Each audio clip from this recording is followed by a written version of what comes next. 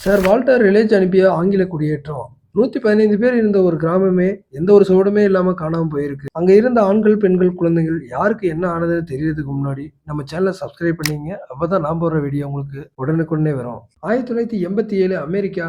John white தலைமையில 115 பேர் ருனக் தீவுல குடியேறுறாங்க. ஜான் ஒயிட் மகளுக்கு ஒரு பெண் குழந்தை பிறக்குது. அந்த குழந்தை தான் அமெரிக்கால பிறந்த முதல் ஆங்கில குழந்தை. அந்த தீவுல இருந்த மக்களுக்கு உணவுப் பொருள் பற்றாக்குறை ஏற்படுது. ஜான் ஒயிட் இங்கிலாந்து போய் உணவுப் பொருட்கள் கொண்டு வரலாம்னு முடிவு பண்றாரு. இங்கிலாந்து போன ஜான் ஒயிட் போரின் காரணமா 3 வருஷம் கழிச்சு 1990ல தீவுக்கு வராரு. பார்த்த அவருக்கு அதிர்ச்சி காத்திருக்கு. கிராமத்துல ஒருத்தரும் இல்ல, வீடுகள் எதுவும் சேதமடையல, சண்டை செய்த சுவடுகளும் இல்ல, உடல்களும் ஏதும் இல்ல. ஒரு தடய மட்டும் மரத்துல எழுதியிருக்கு, குரோட்டன். அந்த பேரு அங்கிருந்த ஒரு பழங்குடியினரோட தீவோட பேரு.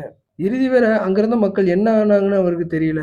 ஒருவேளை பக்கத்து தீவுக்கு போயிருக்கலாம், பழங்குடியினரோட வாழ்ந்திருக்கலாம், பசி, நோய் தாக்குதலால இறந்திருக்கலாம். 115 பேர் குழந்தைகளோட ஒரு கிராமமே காணாம போனது அமெரிக்க வரலாற்றுல த லாஸ்ட் ஆஃப் காலனின்னு அழைக்கப்படுது.